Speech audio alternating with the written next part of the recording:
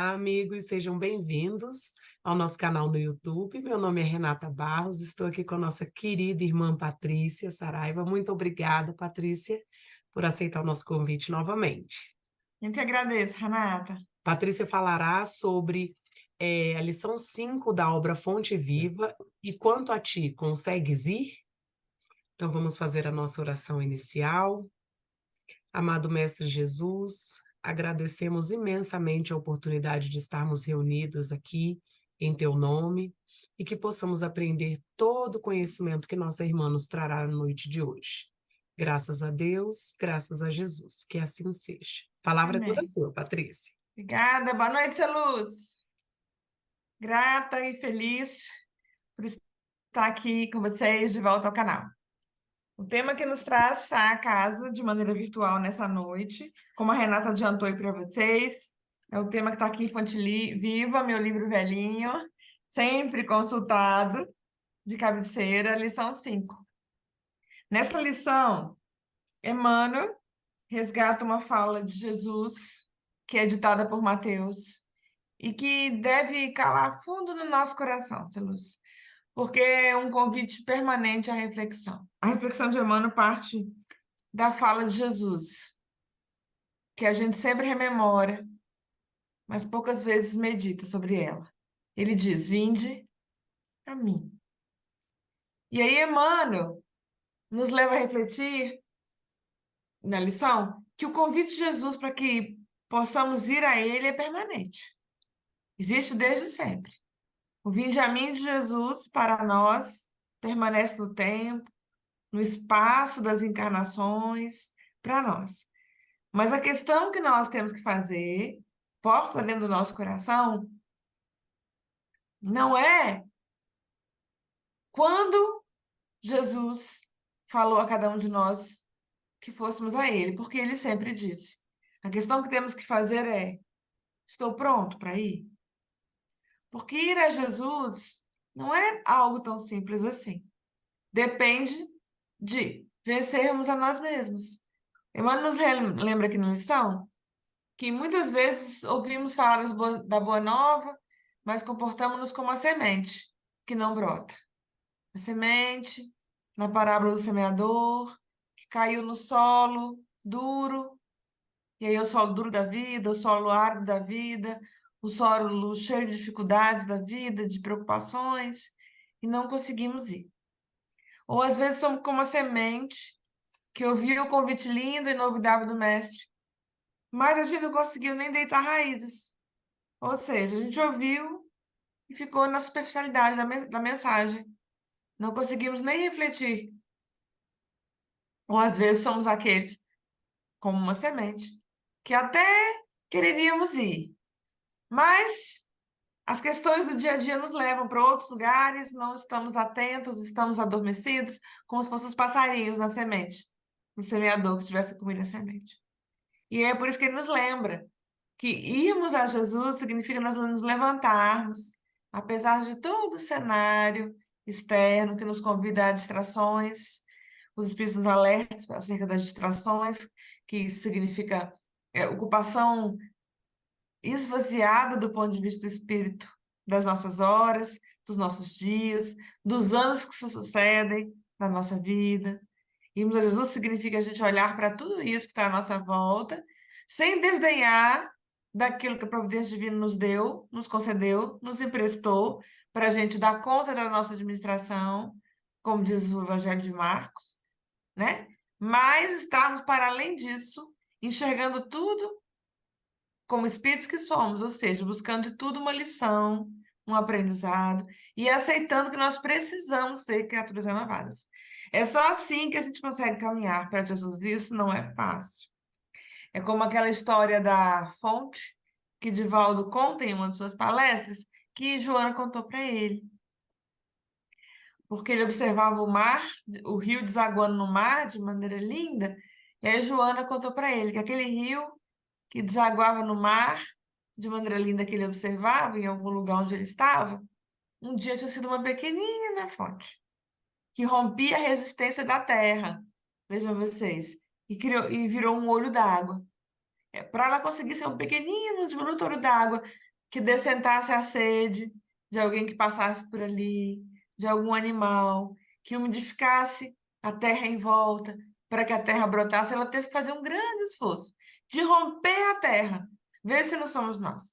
Para a gente conseguir sedentar a sede de afeto, de compreensão daqueles que estão à nossa volta, para a gente conseguir umidificar com carinho o cenário onde estamos inseridos, para que brote coisas bonitas a partir da nossa vida. É preciso um esforço inicial de romper a inércia dos dias que nos capturam para questões passadiças da matéria, questões fúteis, inúteis. A mais das vezes são importantes só naquele dia. Afaste-se, por favor, desse cenário de hoje aí que está tomando sua reflexão, seu tempo, está te angustiando, e olhe para isso aí daqui a 50 anos, com os olhos do Espírito. Realmente isso tem tanto valor assim? Para tirar seu sono, para ocupar tanto assim da sua vida? Desloque-se e olhe. Para a gente conseguir romper isso, né? Fazer esse movimento de ruptura daquilo que a gente tem que dar conta, como mordomos que somos, né? Dar conta da tua administração significa isso. Dar conta da mordomia, como diz o Evangelho de Marcos. É para a gente conseguir dar conta disso, sem estarmos capturados nisso, deixarmos o nosso coração agora batendo em outros tesouros que são espirituais, é preciso vencermos a inércia da matéria que nos arrasta e fazermos o esforço como a semente, como a fonte, como o Joana explicou para Edivaldo. E aí Edivaldo fala para Joana fala para Edivaldo que aí a fonte começa então, a fazer seu percurso. E ao fazer o percurso, torna um pequeno regato, ou seja, precisa a gente andar, caminhar, ir a Jesus, como Emmanuel fala aqui na lição, significa a gente caminhar. Não adianta ficar parada. É por isso que a gente vê, às vezes, na rua aí, antigamente era mais comum, hoje a gente vê menos. Nos carros, assim, os adesivos, Deus é fiel, é. Mas daí é óbvio, Deus é fiel. Eu quero saber se nós somos, se nós temos sido. Entenderam? Jesus, representante de Deus para nós, né? O representante dos valores divinais para nós, foi fiel, é fiel desde sempre aos valores divinos. E nós temos sido fiéis a Jesus? Então a gente é fiel ao Pai? É preciso que a gente se pergunte. Você fala, Deus é fiel e meu. Entenderam? Então, é nesse sentido que Emmanuel fala, é preciso a gente ir a Jesus, porque o vinde a mim dele está posto, desde sempre. Nos aguarda, né? Está lá no Apocalipse de João, eis que estou à porta e bato. Entenderam? Então, Jesus bate à porta da nossa casa psíquica, do nosso coração, do nosso ser espiritual desde sempre, aguardando-nos. É preciso que a gente faça um movimento, enfim, de irmos na direção dele. Joana fala para Edivaldo que então a fonte se torna um pequeno regato. E segue em movimento, não para nunca mais. Olha a natureza nos dando uma lição do que é caminhar na direção da nossa evolução. Faça, caminhe, erraremos muitas vezes no nosso processo. Levanta. O importante é não ter leniência no erro. E seguir. Aí a Joana fala para ele que, de repente, o pequeno regato se torna um riacho, veja, um córrego, um ribeirão, e ele começa a arrastar com ele detritos, lama, pedra. Não tem facilidade, não tem coisa fácil. Não tem situação fácil. É a escola da natureza lecionando. Mas ela não para, ela segue levando e diluindo nela. Diluindo. O que nós nos tornamos? Né? Diante do sofrimento, das dores, das dificuldades de um orbe atrasado como o nosso. Muito importante a gente pensar isso. Que aqui de evolução, de crescimento, de aprendizado, a partir da decisão, tem que ser uma decisão de romper a terra igual a fonte, uma decisão inamovível de seguir em frente. Nós vamos enfrentar na terra muitas dores, porque a terra é um orbe muito atrasado, muito atrasado. Então enfrentaremos aqui muitas dificuldades. Importante demais ser luz nesse processo. Lembrando da história da Joana quanto para o Divaldo, da fonte que vira regato, que leva com ele detrito, lixo, o que for que jogaram, ela vai levando e transmutando ali, fazendo a decomposição e seguindo em frente o processo dela. Não se torne aquilo que te feriu. No seu processo, vamos encontrar muitas vezes dores, luta, quem não vai nos entender, quem vai nos ferir, quem, de maneira, às vezes, incompreensível, nos rejeita, não nos aceita. O importante é dilua tudo isso no seu processo de crescimento, da forma como você conseguir, siga em frente, sendo a melhor pessoa que você consegue. Sem contar as dificuldades, diz Paulo no Epístola aos Hebreus, tá? Colocando de lado, como o Ribeirão faz. Às vezes vai na margem do Ribeirão assim, tem um monte de calhau, pedra, madeira, ele colocou do lado e seguiu em frente. A escola da natureza nos lecionando. Pondo de lado todas as dificuldades, segue em frente. Mas, especialmente, não se torne no seu processo aquilo que te feriu. Não vire a dor, porque senão você não consegue avançar. E aí, o caminhar para Jesus é isso, é nos superarmos de nós mesmos e irmos sempre. Até que um dia o ribeirão vira rio e o rio vai dar no mar, porque todo rio vai dar no mar em algum momento. É assim mesmo. Um dia também nós, ao caminharmos muito, vamos olhar para trás e falar: eu venci o mundo. Eu venci o mundo. Essa é a fala de Jesus linda, quando ele nos fala assim, que se a gente tivesse fé do tamanho de um grão de mostarda, nós diríamos para a montanha: passa daqui para lá. E nós, na nossa ignorância, passamos muitos séculos, ignorância espiritual, tentando entender o que Jesus queria dizer, porque, do ponto de vista da física terrena, é impossível a gente virar para o monte e falar: monte passa. E a gente ficava pensando: como é que a gente faz isso?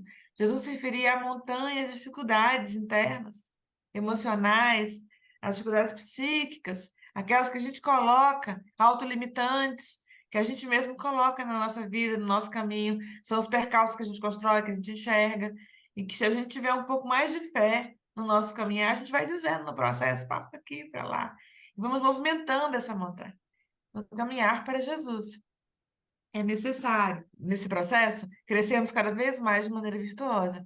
Veja o que é o caminhar para Jesus, né? Vamos lembrar aí do diálogo de Emmanuel com Chico, quando Emmanuel aparece pela primeira vez lá no Ribeirão, em Pedro Leopoldo, convidando o Chico para o caminhar para Jesus, né? É um processo de trabalho para Jesus. O Emmanuel faz um convite para ele. Todos lembramos que o Chico pergunta para ele. O Chico queria muito trabalhar para Jesus com aquilo que ele compreendia nele, que era diferenciado, que era a sua capacidade de lidar com o que os outros não viam, não enxergavam, não percebiam, que era o mundo espiritual. E aí, Emmanuel, nesse convite para ele, qual é o convite do Vinde a mim, de Jesus para nós? É traduzido numa linguagem moderna na fala de Emmanuel para Chico. Quando o Chico aceita o convite de trabalho, Emmanuel fala para ele que tinha 3 preceitos para eles trabalharem juntos. Todo mundo lembra. E aí o Chico pergunta qual era o primeiro, e Emmanuel fala: disciplina. O Chico era disciplinado desde criança. Estudioso, trabalhador, porque ele trabalhava, naquela época as crianças trabalhavam, ele era obediente ao pai, né? A mãe falecera quando ele era bem pequeno, ele sempre foi obediente, depois foi obediente à madrinha, que foi um algoz da vida dele, tipo, sempre obediente. Então, a disciplina era para ele uma coisa simples. E aí ele perguntou qual era a outra diretriz. E Emmanuel disse para ele: disciplina. Aí ele entendeu que era uma amplitude muito grande. Ele aceitou e perguntou qual era a terceira diretriz para o trabalho deles. E aí a mãe fala para ele: disciplina. E ele compreendeu. Nós aqui na nossa limitação, Celuz, às vezes achamos que Emmanuel, ao falar disciplina, a gente logo associa assim: disciplina. Nós estamos aqui, eu e Renata, desde 2030, olha como a gente é disciplinada. A gente associa disciplina a horário. Já viram isso? A gente acha até que é sinônimo. Olha a disciplina. A gente está falando do horário. Não, não, para aí. Para, o horário, a pontualidade para começar um trabalho, espiritual ou não, na sua vida, a pontualidade para você organizar suas coisas, é apenas um pequeno ceitil do contexto de disciplina. A disciplina, a que Emmanuel convidou Chico, é a disciplina moral. Disciplina no fazer, no pensar, no agir, no escolher. Disciplina no falar. Disciplina ao se dirigir aos outros. Disciplina no afeto. Disciplina na dedicação. Disciplina no sentido lato. É por isso que Emmanuel explica aqui na lição que o caminhar para Jesus é muito difícil para a gente. Ele disse que a gente comece de alguma sorte, porque exige de nós disciplina. Disciplina na nossa conduta moral todos os dias, na correção dos atos, na reflexão, na autobusca, no autoencontro, na autocorreção, na resiliência para reiniciar aquilo que a gente não conseguiu, na resiliência para refazer onde a gente fracassou, disciplina para tentar acertar, e especialmente para viver em congruência entre aquilo que a gente fala, diz que sabe, e aquilo que a gente vive. Ah, vai dizer para ser santo? Não, não, não. Os espíritos não pedem isso para a gente não ia conseguir, porque a gente mora numa ordem muito atrasada, mas eles pedem, no esforço da disciplina para caminhar para Jesus, retidão de conduta, ou seja, esforço para acertar. É por isso que lá no Livro dos Espíritos, esforço, tá? Quando o Kardec pergunta para as entidades veneranas como ele saberia quem é o verdadeiro espírita, eminente andragogo, né, o Kardec, e aí os espíritos falam para ele, dão a resposta, que é um alívio para o nosso coração.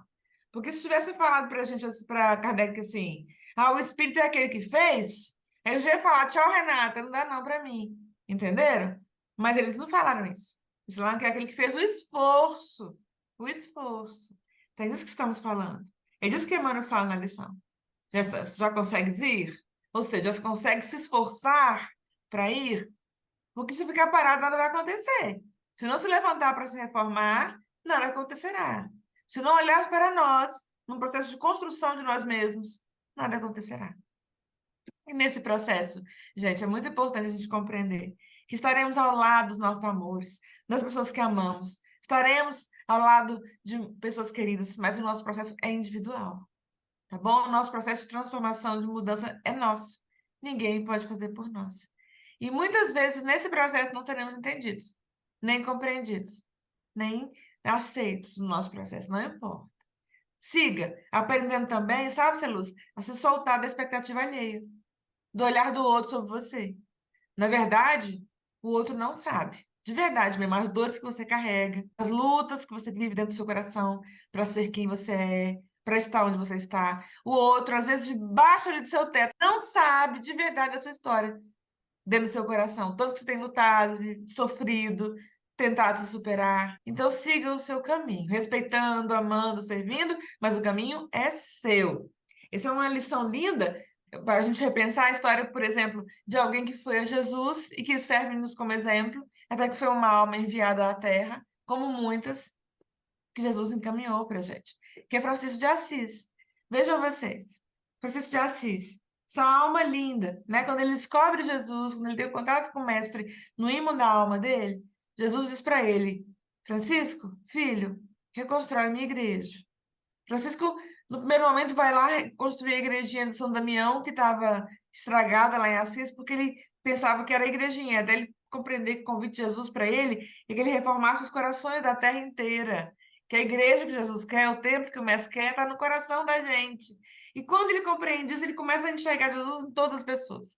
É uma revolução para ele. É quando ele começa a doar tudo que ele tinha aos pobres.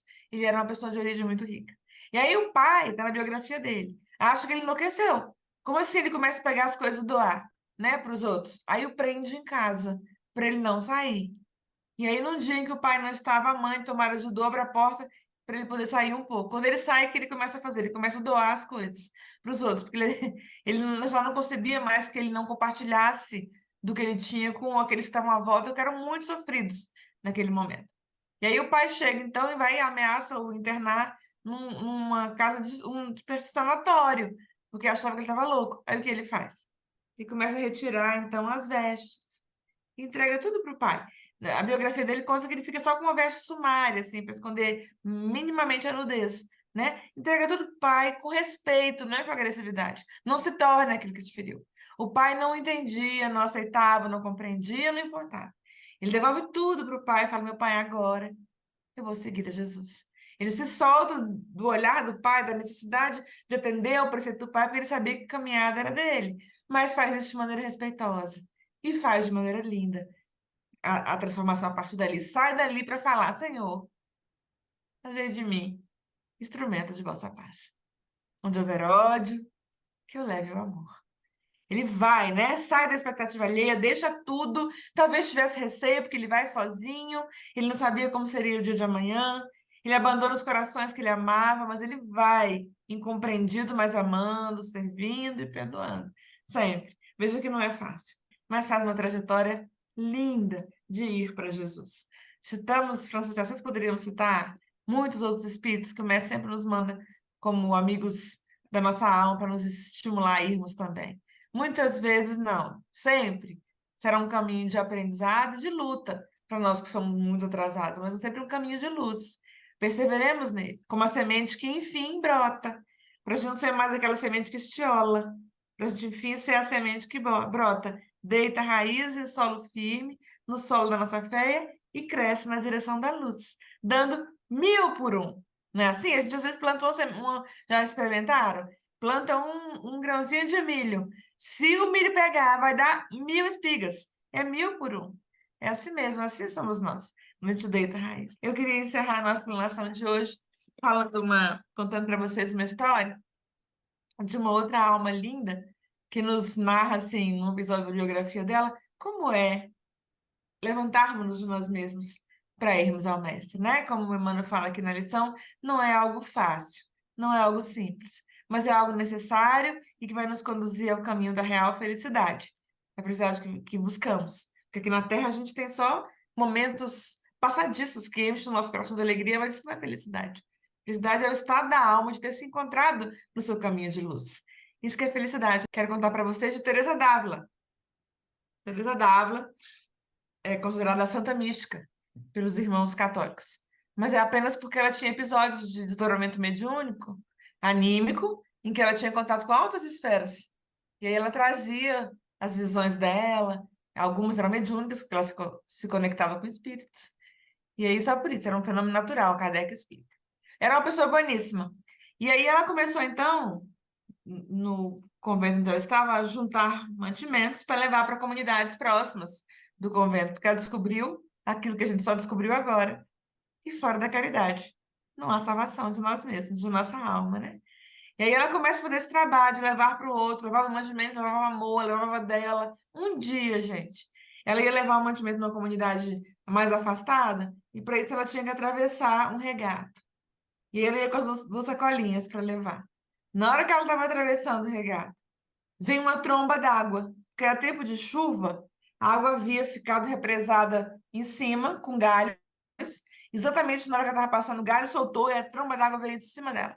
E aí ela caiu, se machucou todo, soltou uma sacola, segurou a outra, começou a se bater nas pedras, engole água, pedra no rosto, se feriu todo, rasgou um pouco da roupa, molhou toda, segurou a sacola. Chegou do outro lado da margem, toda machucada. Mas chegou do outro lado grata, porque embora tivesse toda machucada, o joelho sangrando, ela estava inteira, viva, e tinha conseguido uma sacolinha que ela ia levar para doação. Nessa hora se ajoelha, veja o que é ir para Jesus. E faz uma oração ao mestre, agradecendo porque ela estava ali, estava viva. Aí, nesse momento, na visão psíquica dela, vê Jesus. Teresa d'Ávila, quando encarnou, ela vê Jesus.